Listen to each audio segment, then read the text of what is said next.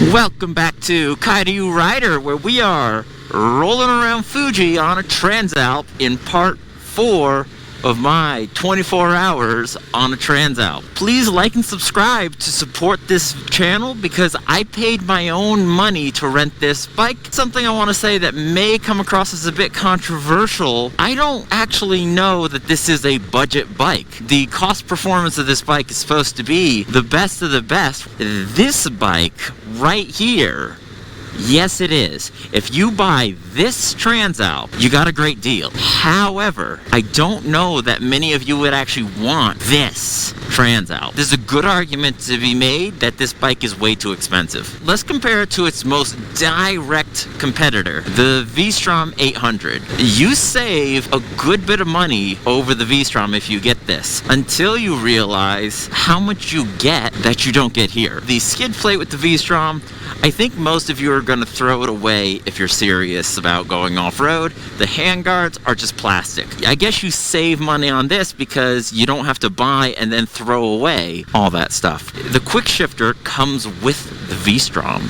That's an extra. For many countries, the charger is extra. When I say with the v-Strom, you get that cheap skid plate that you gotta throw away. Well, whatever. We can all replace the skid plate. What I'm gonna get at, suspension. Hello, cows. Those are healthy looking cows. The American in me doesn't know what they're eating. Couldn't be grass. The suspension isn't the best in the world. Like if I compare it to my KYB on my rear of my MT-07, yeah, I guess that is better. I wish there was a remote preload. If there was a remote preload on this exact same shock, I don't know that I would ever consider upgrading it because it's enough for me. I haven't been off-road. I'm not going off-road with it. It's a rental. However, when I get more used to the bike, just like my MT, I'm sure I'll want to upgrade it. And what Honda does, instead of giving us the option to buy better suspension, they make us buy this suspension and then upgrade it on our own. And if you can't upgrade it on your own, like I can, if I buy the tools, because I don't work in a shop anymore, and I find a way to do it in my rental apartments.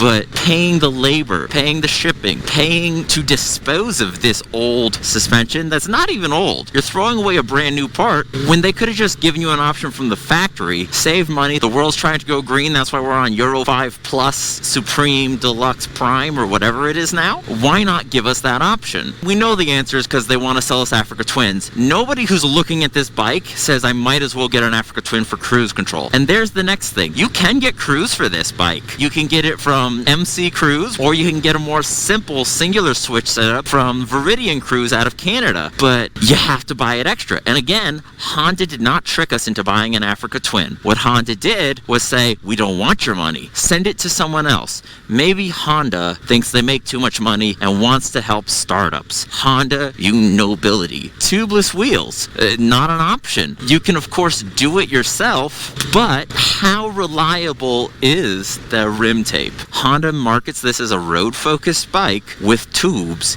in 2024. They really missed the boat on that one. What I'm getting at is, let's ignore reliability for this conversation, because that's the obvious big but. If I were to buy this bike in Japan, or an Aprilia Touareg, which comes with everything, including cruise control, better performance, it's tubeless wheels, it's not tape tubeless wheels, it's real tubeless wheels, or the KTM 790, it's better suspension, it's still less adjustable, you get nothing on this bike, and you can't have it. On the KTM, you get the basics, and you have the choice to upgrade to your heart's content. The customer is always right when they buy the KTM. With the Touareg, it's more of a, you make a choice on heated grips and quick shifter, but after that, here's the kitchen sink. Trust me, you don't want to wash your dishes in a bucket. You want a kitchen sink. And everyone who's ridden the Touareg agrees. They want a kitchen sink. Once I upgrade the KTM to the Touareg level, in Japan, the price is about the same. When I upgrade this to the Touareg with aftermarket, it's very close to the same price. The but comes in, with the Touareg you get what you get, and it sounds like you get pretty good. With the KTM, you get what they offer, and if you believe owner reviews and forums, the reliability of their electronics and their mechanics have not quite caught up, and the 790 made in China KTM, I've had things made in China that are very good. I've also had other things from China. So if you do it with the Honda, this bike, I've had it for less than 24 hours, but I've had other Hondas. I've had 40-year-old Hondas, and they're running really well. I gotta think 10 years from now, this bike, as long as I polish it and protect the paint, I'll barely notice the wear and tear. I don't know if the Touareg will last 10 years and, 200,000 kilometers, 300,000. The KTM, some people want me to think it will. A lot of people want me to think it won't. I don't know anyone who's trying to tell you the Honda is not going to get you there and back again and write its own hobbit's tale. If I get this bike now, compared to Europe, I'm a year and a half late to the party. Compared to America, I'm 6 months late. But compared to the market, Andreani has some pretty good suspension for this bike now, and you can get a taller suspension. Forget the name, B something, I'm going to put it up on the screen now. They have a pretty good suspension. So in US dollars, I believe I'm spending less than $1,500 for some real above average suspension. Again, I don't know that I need suspension now. For $400 and I think $30, including shipping and tax, I can get the cruise control out of Canada. For slightly more, a few extra buttons and adjustability, I can get MC Cruise. All of that is here now. So if you want this to be a real competitor to the Touareg, a real competitor to the KTM, it is. But Honda doesn't give you any options. You have to buy the bike with all the parts you don't like, throw all those parts in the trash, and then buy again. And the only reason this is the same price as, let's stick to the Touareg, is because I am a trained mechanic, so I don't pay anyone for those parts. I will do it all myself, and I will just pay for disposal. The problem, however, and why I say Honda is great, Hondas generally don't have many hiccups. My dad was talking to me about my mom's 2016 Honda CR-V, and there were a few issues, and then he reminded me it's well over 200,000 kilometers, and the issue, he fixed it for like $100, $150. That being the worst case scenario, I gotta trust Honda for that. So void my warranty, but I can feel pretty good that I'll know how to fix this. I can feel pretty good that anything that goes wrong that's not a computer issue and it's on a computer, I can fix it in my parking lot. I can't say that about the European counterparts. Now, again, calling this too expensive, is it worth what those bikes are worth? You have to decide, are you keeping it for 10 years? I would argue it is. But if you can't do the suspension yourself, if you don't feel confident installing your own cruise control, if you don't feel confident making your own rims tubeless, how much in labor are you paying? This is now getting close to the price of an Africa Twin, which is Honda's goal, to say, why don't you buy an Africa Twin? Because it's top heavy. This is on the edge of more power than I could ever need or even want in Japan. Why would I want more power? Why would I want more weight for power I won't use? Why would I want a higher insurance premium? Why would I want to spend more on gas for power I don't want?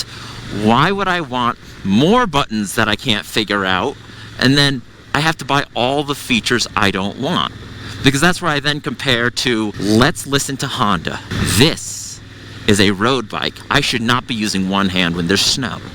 This is a road bike that happens to be okay off-road compared to the Tracer 9 GT. It is a road bike, not so much off-road. Now, if we're saying gravel road, the right tires, both bikes are off-road bikes in that sense. They're both gravel road bikes. But if you do all the features to this, you have spent slightly more on this bike to get it up to the Tracer level.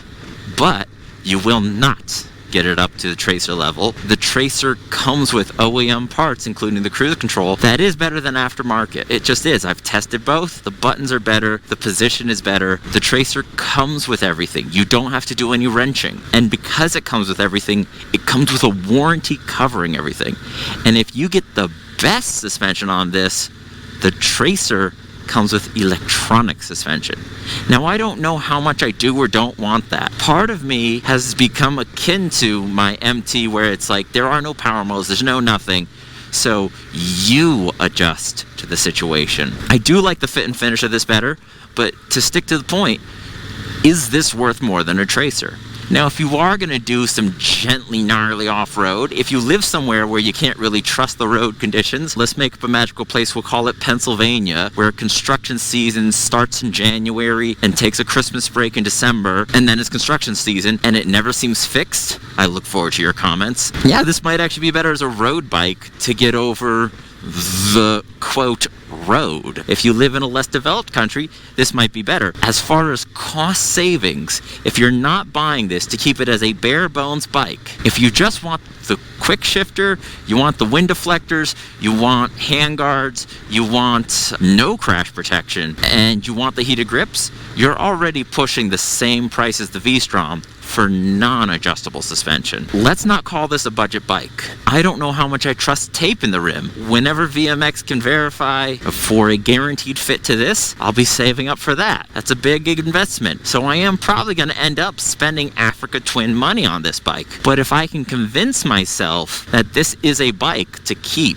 that in 10 years I'll still be happy, it's worth the money, because I'll have it in 10 years. But this is an expensive bike.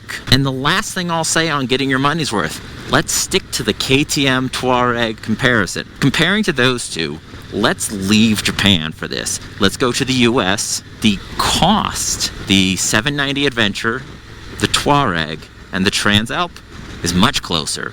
So you end up spending much more.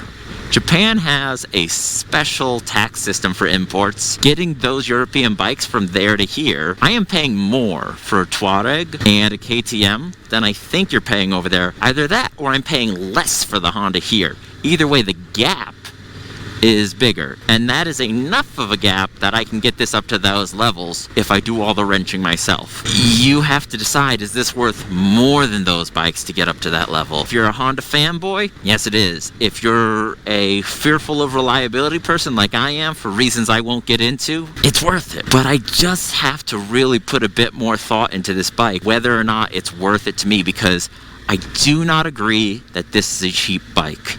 It's a bargain as is. If you are a middle-aged, border-on retiree person at heart, I'm not saying old people, I'm saying if your heart says, I want to cruise and take my time, and I don't need the fanciness, well then yeah, bike of the year, no question. It'll do everything you're gonna want, and you'll be happy doing it. But if you're gonna sit here and tell me this is a discount bike, Honda, where's the SP version? Where are the extras? I can't think of anyone who's buying this bike or an Africa Twin. You're just sending your business to the aftermarket and souring a lot of people on why you keep nickel and diming your customers and refusing to even give them a choice. Wow, this light is fast. What the?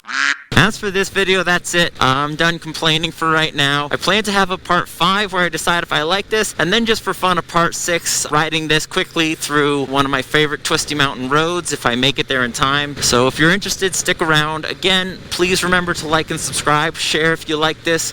I paid my own money, so you get to decide if these are worth doing again in the future. But till then, I don't think this is a budget bike. I look forward to your comments, and thanks for watching Kaidu Rider. She takes my money when I'm in need. Yeah, she a trifling, a friend indeed. Oh, she a gold digger way over town that digs on me. She here, but girl ain't saying she a gold digger. She ain't messing with no broke